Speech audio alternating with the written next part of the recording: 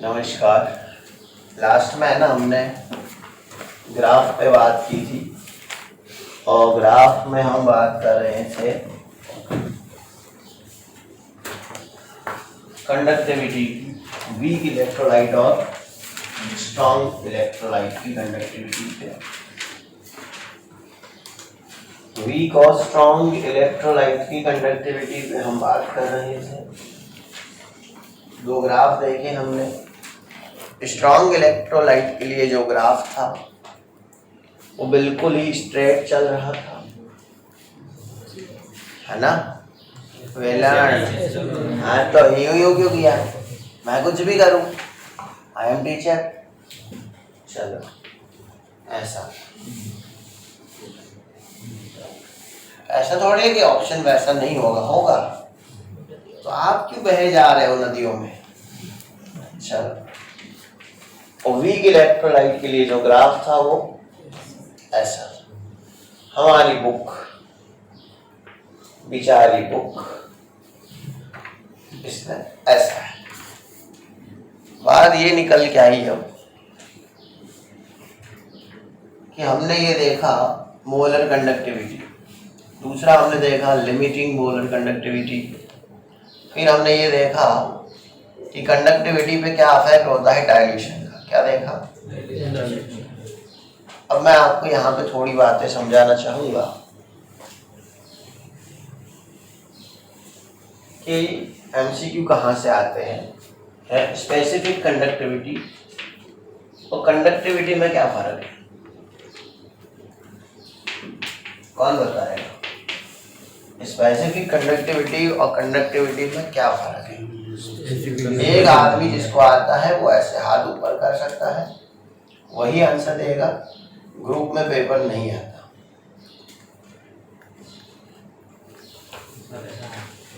ये समथिंग पता है, स्पेसिफिक कंडक्टिविटी होती है, उसके अंदर डायल्यूशन करते हैं तो बढ़ती, और इसका दूसरा एक स्पेसिफिक था, एक तो दूसरा वाला था उसके अंदर वो घटती। क्वेश्चन अलग है, आंसर अलग है। मैं ये बोला, मैंने भाषण नहीं सुनना, मैंने सुनना है कंडक्टिविटी और स्पेसिफिक कंडक्टिविटी में क्या फर्क है, कंडक्टिविटी क्या है, स्पेसिफिक कंडक्टिविटी क्या है। मैंने ये नहीं पूछा कि डाइल्यूशन करने पे क्या होता है। कंडक्टिविटी सर जैसे कोई सॉल्यूशन है उसमें कंडक्टिविटी होगी और उसका कोई पार्ट लगे तो वो उसकी स्पेसिफिक। इतना मेरे को चाहिए था। स्पेसिफिक पार्ट की conductivity, specific conductivity, conductivity of solution, conductivity. अब वो अलग मैं तो और इससे भी ज्यादा अच्छा बोला, फिर भी मेरे को मार्क्स नहीं मिले। मेरे को क्वेश्चन का आंसर चाहिए, नॉलेज नहीं चाहिए। अच्छा, तो ये है स्पेसिफिक कंडक्टिविटी, है ना? और ये है, चलो। तो प्रियांशी के पास बायो का नॉलेज बहुत ज़्यादा, मैं ये नहीं बोलता कम, बहुत ज़्यादा, एक लेवल से भी ऊपर का नॉलेज है। लेकिन जो क्वेश्चन पूछा उसका आंसर तो नॉलेज आपके पास रखो, तभी आपको मार्क्स मिलेंगे। चलो, स्पेसिफिक कंडक्टिविटी मतलब ये है कि ये जो है वो सॉल्यूशन है और उसके अंदर कोई एक क्यूब है और उसकी जो कंडक्टिविटी है वो है स्पेसिफिक कंडक्टिविटी, और अगर कोई सॉल्यूशन है और उसकी पूरी कंडक्टिविटी है तो वो है कंडक्टिविटी। बात खत्म। अब हमें ये देखना है कि हमारे पास स्ट्रॉन्ग इलेक्ट्रोलाइट है और वीक इलेक्ट्रोलाइट है। स्ट्रॉन्ग इलेक्ट्रोलाइट है और दूसरा है वीक इलेक्ट्रोलाइट। अब हम करेंगे डाइल्यूशन। क्या करेंगे? और हम देखें स्ट्रॉन्ग इलेक्ट्रोलाइट के लिए कंडक्टिविटी, स्पेसिफिक कंडक्टिविटी, वीक के लिए कंडक्टिविटी, स्पेसिफिक कंडक्टिविटी। समझ गए? देखो हम कर क्या रहे हैं? डाइल्यूशन। चलो, डाइल्यूशन करने पे स्ट्रॉन्ग इलेक्ट्रोलाइट की कंडक्टिविटी इंक्रीज होगी, डिक्रीज होगी?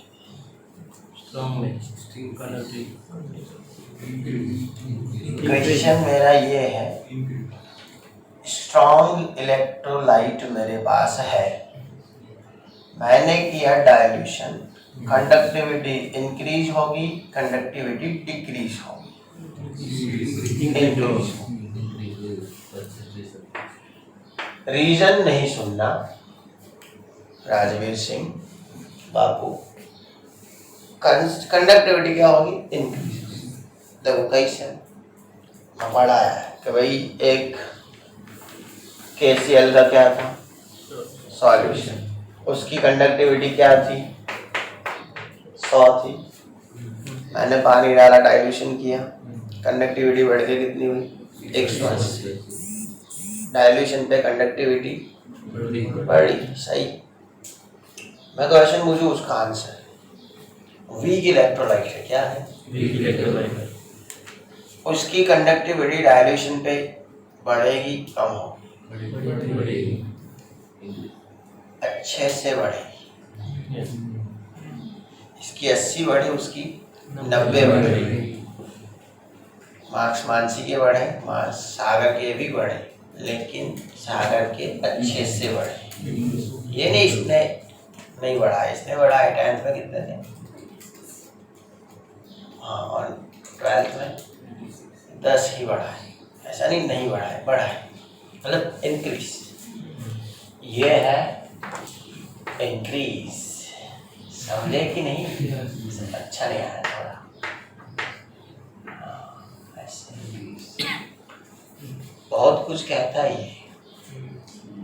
तेरा भी इंक्रीज, मेरा भी इंक्रीज, लेकिन अच्छे से इंक्रीज। अब नया रिएक्शन में बड़ा है, आंसर दे सकता है तो है। स्ट्रॉन्ग इलेक्ट्रोलाइट की स्पेसिफिक कंडक्टिविटी क्या होगा डाइल्यूशन में?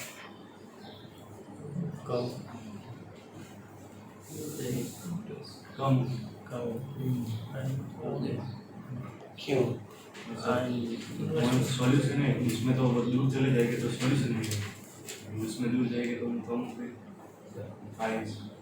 Very good. ऐसे ही बढ़ता रहे, घर आएंगे बीजे वाले।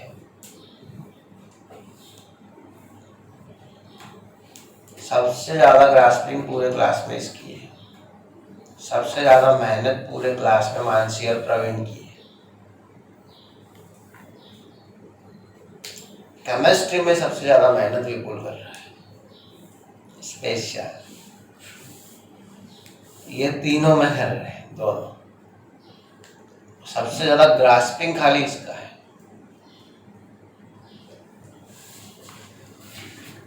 कम होगी, स्पेसिफिक कंडक्टिविटी कम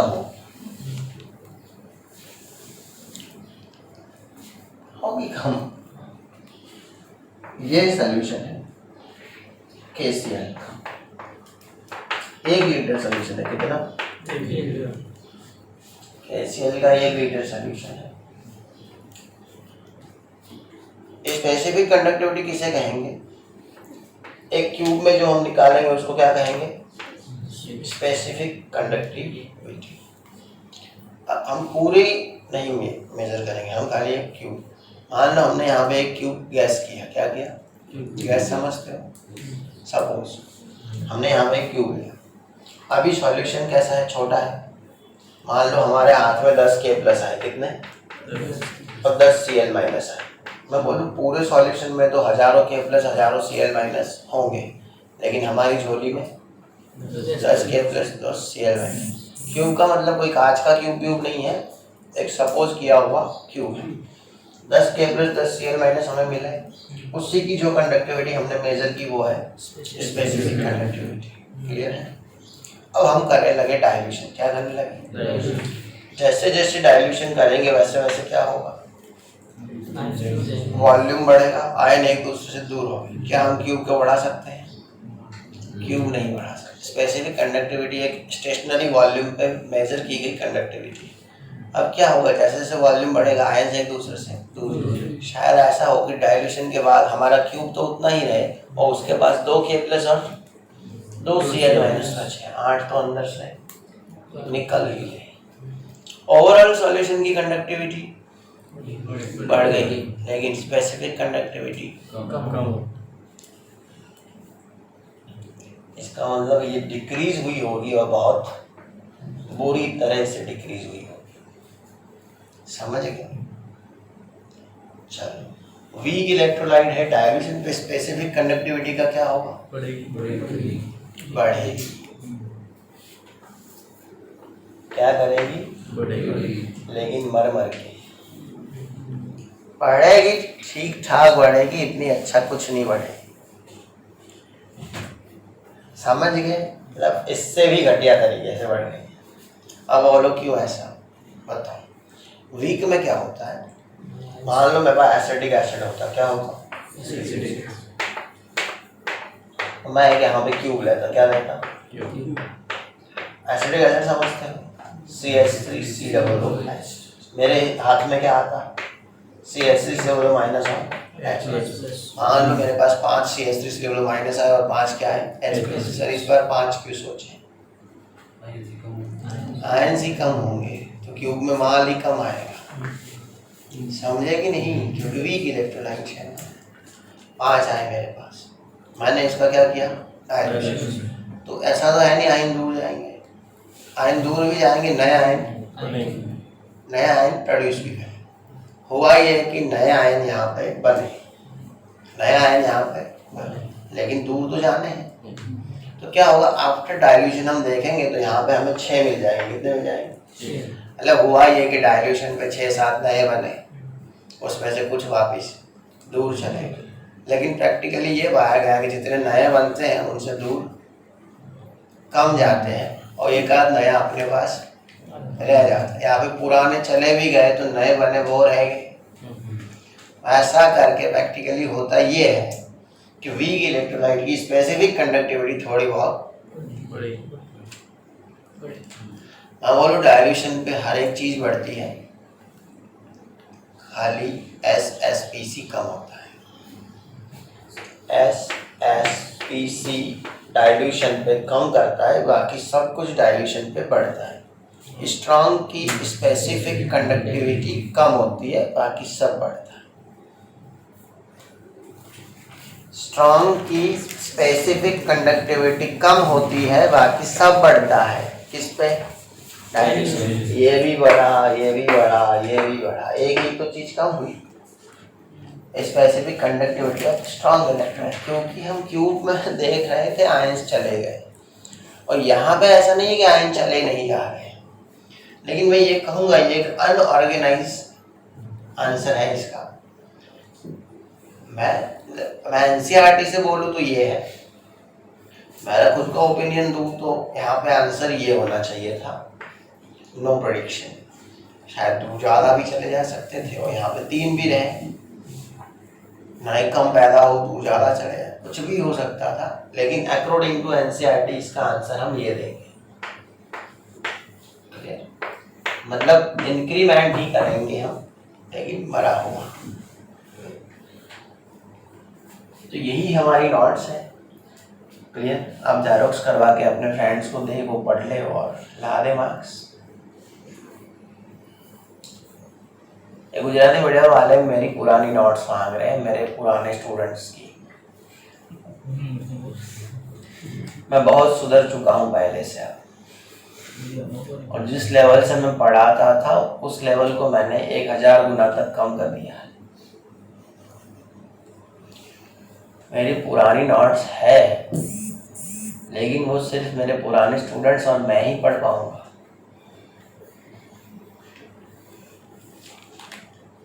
नोट्स देने में कोई प्रॉब्लम नहीं है, आप जेरोक्स करवाएंगे मतलब बहुत प्यार से, पैसे देंगे उससे भी प्यार से। जेरोक्स पढ़ने बैठे गालियाँ देंगे, क्या लिखा क्या है ये, इससे अच्छा चाइनीज में ही लिख देते। और जहाँ पे भी इम्पोर्टेंट चीजें होगी वहाँ पे ऐसा किया होगा, बहुत इम्पोर्टेंट होगा वहाँ पे ऐसा किया होगा।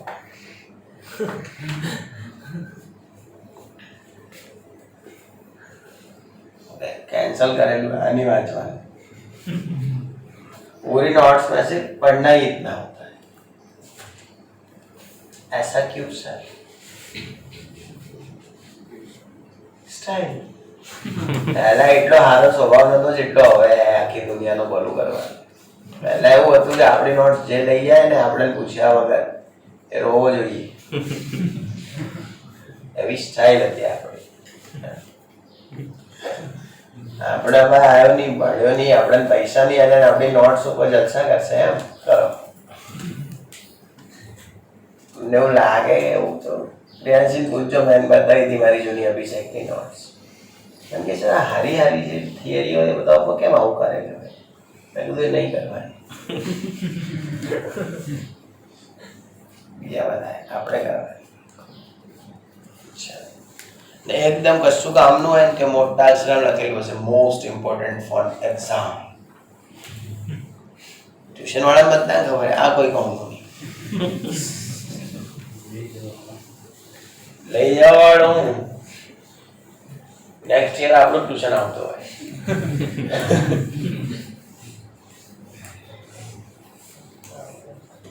પહેલા એવો હતો, હવે તો સુધરી ગયો. નહીં તો તમે નોટ્સના કોડવર્ડ જોઈને હેરાન થઈ જાઓ. અલગ અલગ કોડવર્ડ્સ હોય, AGM, PYR, ACB, TCB, PCB, CCB ને બધાના ફૂલ ફોર્મ હોય. ખબર એક પેમ્પલેટ ઇંગ્લિશમાં તો એક બી નહીં હે, એક કેમિકલ બોન્ડિંગનું પેમ્પલેટ હે, ફરી જાય મગજ को વાંચે તો. જગ્યા જગ્યાએ જેન તે લખેલું હોય. આવા ઈશારા હોય કે આમ હોય તો આનો મતલબ અલગ હોય, એક લીટું કરે તો આનો મતલબ અલગ હોય, આવી રીતે 3 લીટા કરે તો એનો મતલબ અલગ હોય, અહીંયા નીચે લીટું કરે તો ઉપર મતલબ, ઉપર નીચે લીટું કરે તો અલગ મતલબ. એ બધું વાંચવા માટે એક અલગ નોટ્સ હોય જેમાં રૂલ લખેલા હોય, સિમ્બોલનો શું મતલબ.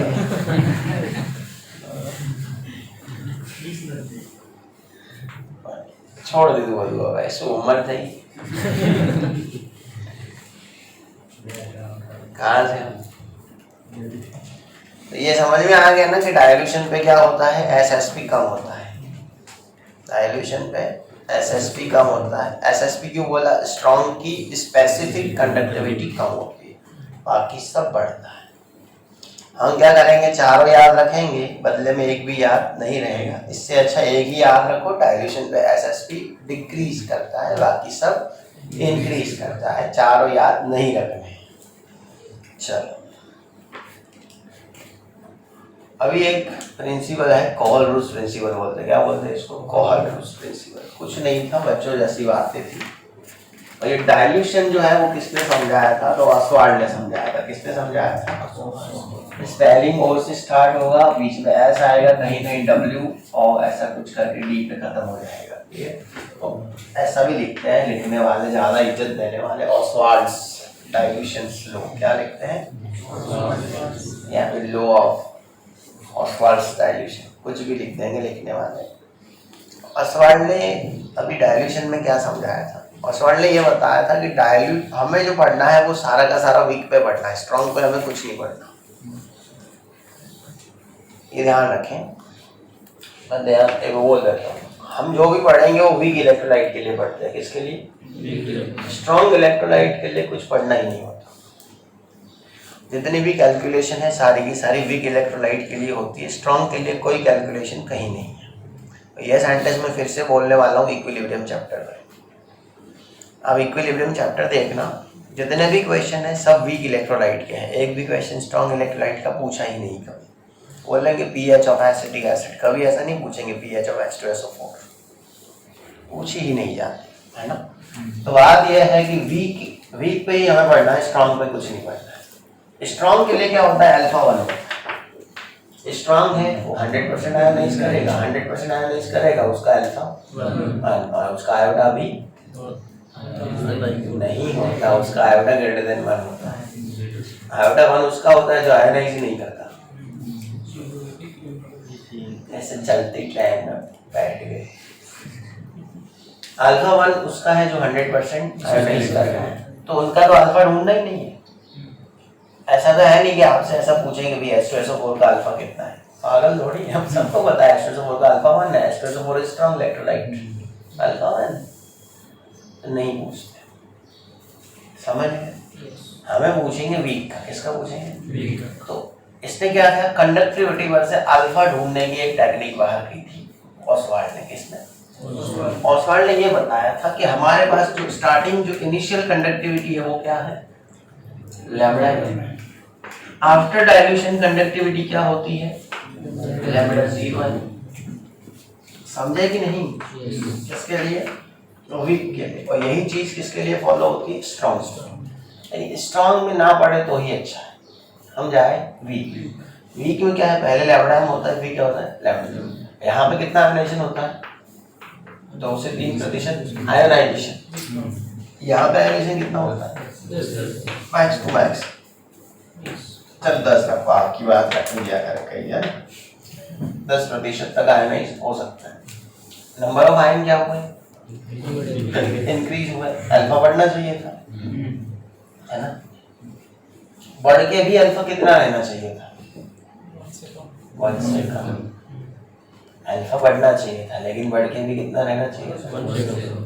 अगर अल्फा 1 लाना है और मेरे पास 2 वैल्यू है, लैम्डा एम और लैम्डा 0 एम। इसको कैसे अरेंज किया जाए ताकि अल्फा लेस देन 1 मिले मुझे? Lambda M divide by lambda 0 M करूं, वही सही है। अल्फा ढूंढने के लिए मैं क्या करूं? Lambda M divide by lambda 0 M. तभी मुझे अल्फा कैसा मिलेगा? Less than 1। और वही सही है वीक इलेक्ट्रोलाइट के लिए, वही वीक इलेक्ट्रोलाइट के लिए ना मुझे। मतलब उसने क्या किया था? डाइल्यूशन से डिग्री ऑफ डिसोसिएशन निकाला था। किसने? ओसवाल्ड ने डाइल्यूशन से। मतलब डाइल्यूशन करने पे कंडक्टिविटी में जो फर्क पड़ता है उसका यूज करके उसने डिग्री ऑफ क्या निकाला था? डिसोसिएशन। अब डिग्री ऑफ डिसोसिएशन मिल गया तो क्या डिसोसिएशन कांस्टेंट मिल सकता है? कंसंट्रेशन चाहिए। हाँ, कंसंट्रेशन चाहिए, मिल सकता है। बंदे में दम तो है। मेरा सबसे पहला शिकार तू ही था, तू भूल गया है, आज भी मुझे याद है। ऑनलाइन लेक्चर में मैंने एक दिन बोला था कि अपना student of the year Morse बनेगा, तो याद है? नहीं भूला? मैं दिन और टाइम भी याद है मेरे को। दोपहर का टाइम था, मैं ऑनलाइन लेक्चर ले रहा था, आइसो पढ़ा रहा था मैं, नॉर्मल आइसो नहीं, उस टाइम की बात है। उस टाइम बहुत बुरा लगा था सबको, मैंने ऐसा बोला था कि अपना स्टूडेंट ऑफ द ईयर कौन रहने वाला है। उसके बाद कभी नहीं बोला मैंने ये सेंटेंस। आज रिपीट करने को जी चाहता है लेकिन नहीं करूँगा, क्योंकि मारवाड़ी लोग क्या है, वखाण सहन नहीं कर पाते।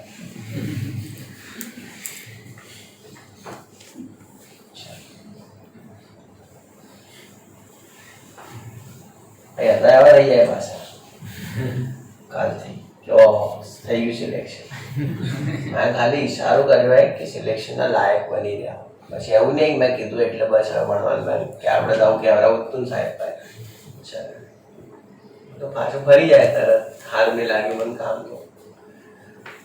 Alpha lambda M divide by क्या होता है? लैम्डा 0। अल्फा मिल गया, उसके बाद हम के ढूंढ सकते हैं। क्या ढूंढ सकते हैं? के क्या होता है? अल्फा स्क्वायर 1 माइनस के क्या है? Dissociation constant. क्या है? एक्चुअल में ये एक इक्विलिब्रियम कांस्टेंट ही है, लेकिन एसिड का इक्विलिब्रियम कांस्टेंट उसको एक नया नाम दिया गया, डिसोसिएशन कांस्टेंट। समझ गए? क्लियर है? तो ऐसे फॉर्मूला दिए हैं। ऐसा लग रहा है जैसे सॉल्यूशन चैप्टर का पिछवाड़ा चल रहा है, तो वही पिछवाड़ा इलेक्ट्रोकेमिस्ट्री का है। कोई पूछे सॉल्यूशन और इलेक्ट्रोकेमिस्ट्री में क्या सेम है?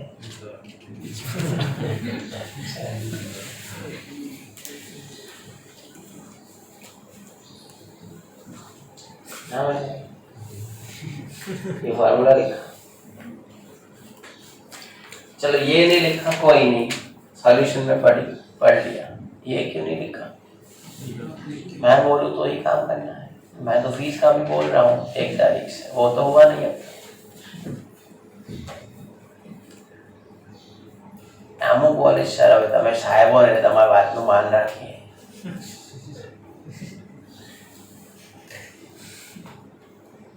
तो फिर हर एक चीज में रखा करो। पार्शियलिटी अच्छी नहीं। चलो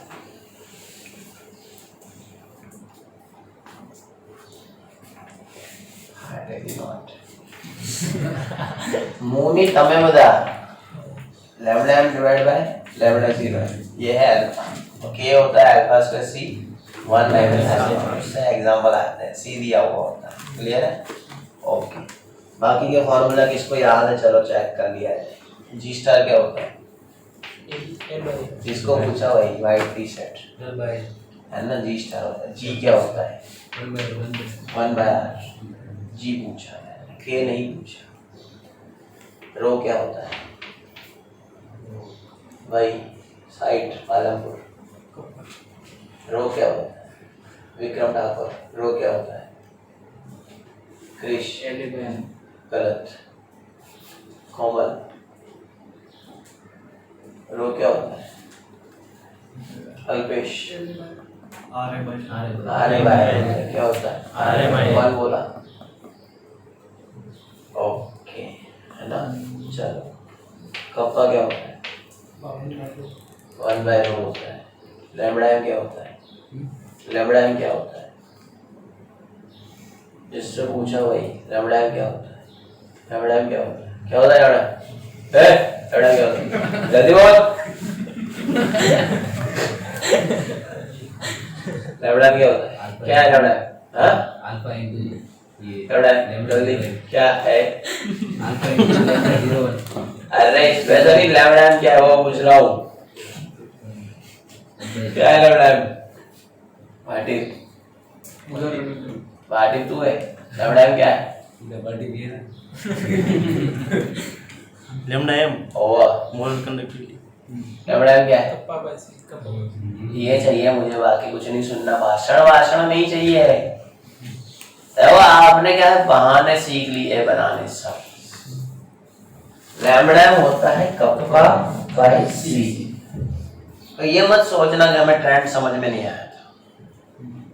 चलो, जिसको पहला क्वेश्चन पूछा उसको शायद ट्रेंड समझ में ना आए, उसके बाद आप समझ चुके थे मैं क्या मांग रहा हूँ। और नहीं समझे अगर कि मैं क्या मांग रहा हूँ तो फिर बीएससी के सपने देखना चालू करो। समझ? और बाकी अगर शौक है आपको तो एप्रॉन मिलता है दुकानों में, स्टेथोस्कोप भी मिलता है। अच्छी चाय ला के घर पे प्रैक्टिस किया करो। समझ गए? बाकी नहीं है कोई चांस। तेरे को नहीं बोल रहा, खाली चंदन सबको बोला। याद है फॉर्मूले सभी? ओके, एग्जाम्पल करते हैं। समझ में आ गया? ओके, कोऑलब्रुक थ्योरी अभी नहीं समझनी है। कोऑलब्रुक अगर समझाने गए एग्जाम्पल रह जाएंगे, दूसरा एग्जाम्पल स्टार्ट हो जाएंगे, समझ नहीं पाओगे चीजों। अल्लाह यार, तारा क्वेश्चन याद ना करा तो पहले करा है याद, पर मैं पहले બધું આ મારી પેરિંગ ભાઈ વળી એક વાર याद करावाना। चलो कोई नहीं। देखो क्या है, resistance of a conductivity cell filled with 0.1 molar liter inverse KCl solution is 100 ohm। मतलब ये है कि भाई एक KCl का सॉल्यूशन है। KCl का एक सॉल्यूशन है और उसकी मोलरिटी दी है। क्या दी है? मतलब मोलरिटी मतलब कंसंट्रेशन कितना दिया है? 0.1 मोलर। साहेब अंदर मोल पर लीटर लगी हूँ मैं मोलर। और उसका जो है रेजिस्टेंस वो दिया है 100 ohm. Example number 3.4 page number 79। चलो,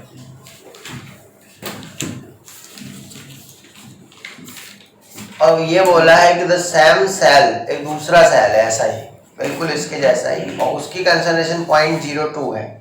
तो इसका मतलब ये हो गया KCl का एक सेल। अब हमें KCl का दूसरा एक सेल सोचना पड़ेगा। मानसी नहीं समझे? देखो अंदर जो लिख रहा है वही मैं कर रहा हूँ, कुछ नया नहीं कर रहा। एक इसने ये बोला कि भाई KCl का एक सेल है, उसके अंदर ये कंसंट्रेशन थी, उसका रेजिस्टेंस ये है। और दूसरा के सेम सेल मतलब ऐसा ही, मतलब उसमें KCl ही है लेकिन कंसंट्रेशन अलग है। कितनी है? 0.02 है। 0.02 मोलर और उसका रेजिस्टेंस 520 है। ये नया जो सेल है इसका रेजिस्टेंस क्या है? 520 ओम है।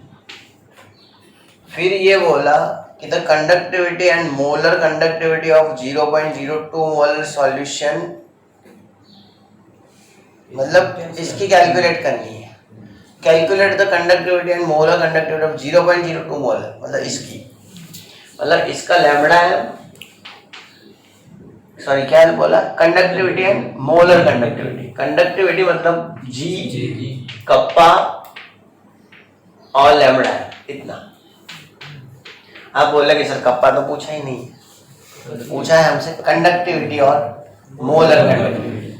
बिना कप्पा के यहाँ से यहाँ नहीं जा सकते, समझ गए? तो मजबूरी है, ढूंढना पड़ेगा कप्पा, नहीं तो फिर मारेंगे पप्पा, है ना? तो जी के और लैम्बडा एम सब कुछ ढूंढना है।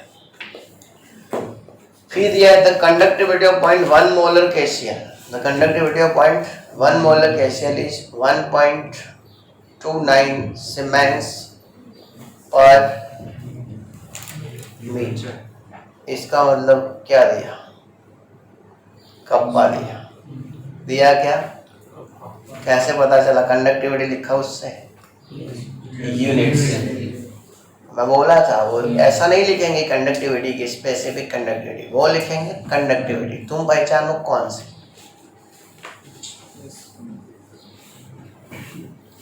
मतलब कि हमें कप्पा दिया है, क्या दिया है? 1.29 सीमेंस मीटर। देखो इसका मतलब हम जी ना ढूंढे तो भी चले,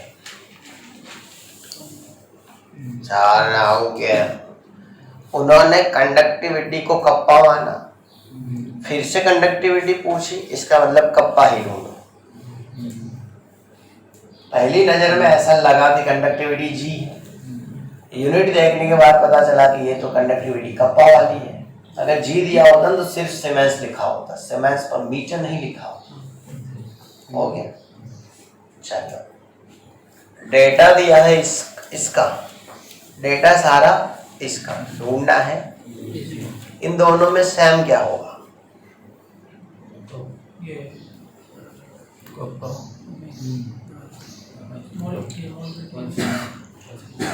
कंसंट्रेशन तो अलग है, इसकी कंसंट्रेशन अलग है, इसकी अलग है। इन दोनों में सेम क्या होगा? ये डेल्टा है, जी स्टार।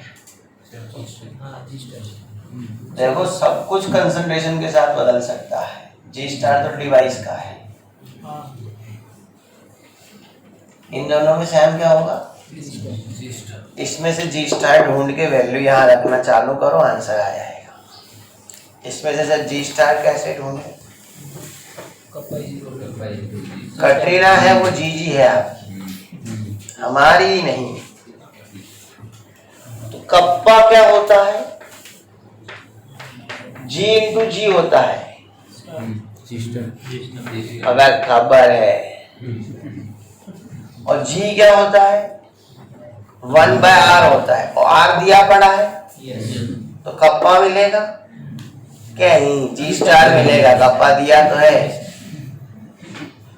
आइए भाई रखो, ध्यान रखो, सीखो।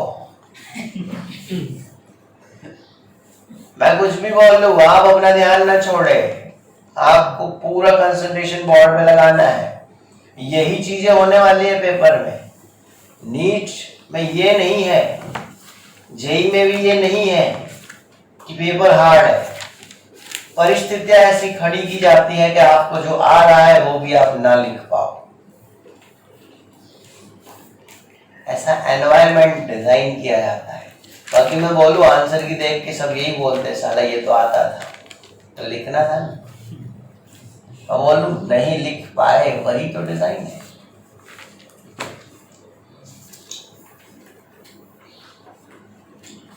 आप डॉक्टर बने, आपके पास कोई दर्दी आया, आप ऑपरेशन करने में गलती कर गए, दर्दी मर गया। फिर रात को घर पे जाके सोचा कि अल्लाह ये किया होता तो जिंदा हो जाता।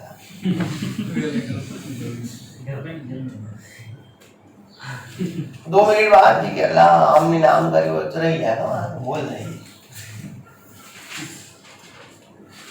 ध्यान बूझ के ऐसे एग्जाम ली जा रही है ताकि ऐसे आए ही नहीं जैसे मैं बोला। वो बाद में ना सोचे होने के बाद क्यों करियो तो हार वो तू सोची न करे हम करियो इतना तो ठीक है।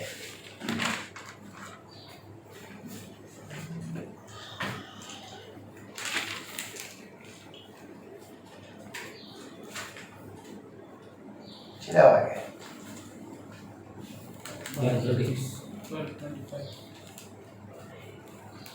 देखो अबे कोई नहीं करना है, इसमें से क्या निकालना है मिल जाएगा।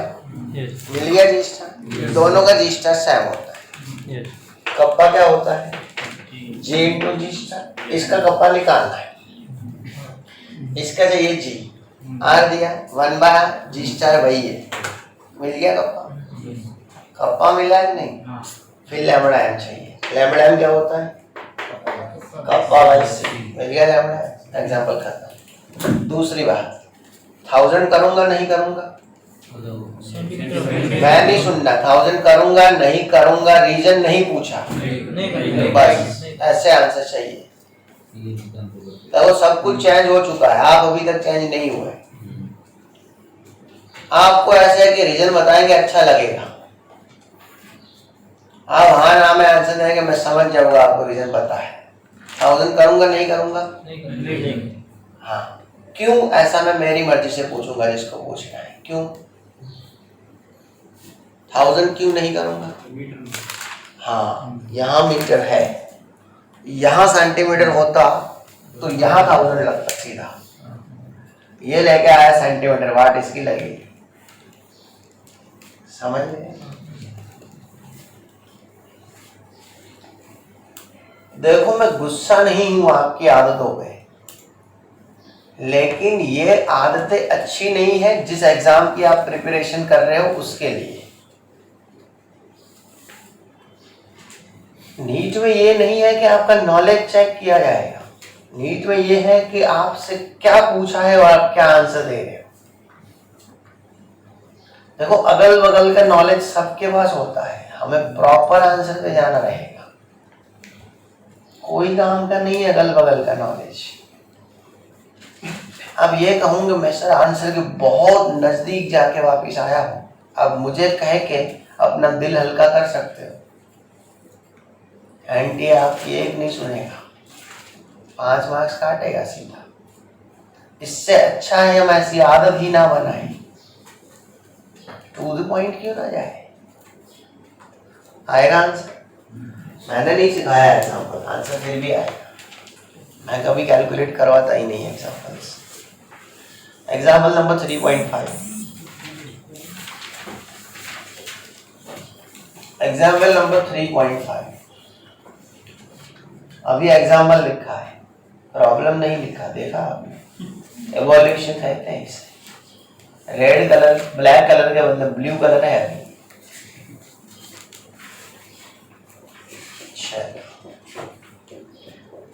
The electrical resistance of column concentration 0.05, इसका मतलब कंसंट्रेशन दिया है। Annual solution diameter 1 centimetre, diameter दिया है d, हम निकाल पाएंगे इससे r, d/2 r होता है, रेडियस निकल जाएगी, क्या निकलेगी और रेडियस पर से एरिया निकलेगा। कॉलम है मतलब कॉलम, कॉलम का मतलब कॉलम है, और कॉलम का एरिया होता है पाई इक्वल टू, एरिया क्या होता है कॉलम का पाई आर स्क्वायर। मजे लेना क्वेश्चन के। कॉलम कंसंट्रेशन दिया क्या डायमीटर, डायमीटर से क्या निकालेंगे रेडियस, रेडियस से क्या निकालेंगे एरिया। इसका मतलब कहीं ना कहीं जी स्टार निकालना होगा, बाकी एरिया क्या करें निकालें। लेंथ दी है, क्या दी है एल दिया, ए दिया, L/A किया, हाथ में आ गया जी स्टार, समझ में। चलो देखते हैं, तो खाली क्वेश्चन पढ़ रहे, कहाँ आंसर पे जा रहे हैं। रेजिस्टेंस दिया, क्या दिया, क्या निकालना है, resistivity, conductivity, molar conductivity. Clear. अब इसने तो लिखा कंडक्टिविटी निकालनी है, हम कौन से निकालेंगे, जी वाली कप्पा वाली, दोनों निकाल के हमें दे देनी है। क्लियर। ऑप्शन में अगर है तो मैं बोलूं ऑप्शन देख के पता लगाना है मांगी कौन सी है। सभी ऑप्शन अगर सीमेंस में है तो जी मांगा है, सभी ऑप्शन में अगर सीमेंस पर मीटर है तो कप्पा मांगा है, और ऑप्शन दोनों तरीके से है, सीमेंस भी है और सीमेंस पर मीटर भी है, इसका मतलब ऑप्शन डी होगा, A and B both. Sir दोनों तरीके के ऑप्शन हो और एक ही चॉइस करना हो तो कप्पा चॉइस करेंगे। लिखा है कंडक्टिविटी ऑप्शन दोनों तरीके के है लेकिन एक ही चॉइस करना है तो कप्पा चॉइस करेंगे। सर लेकिन कंडक्टिविटी तो जी होता है, कप्पा तो स्पेसिफिक कंडक्टिविटी होता है।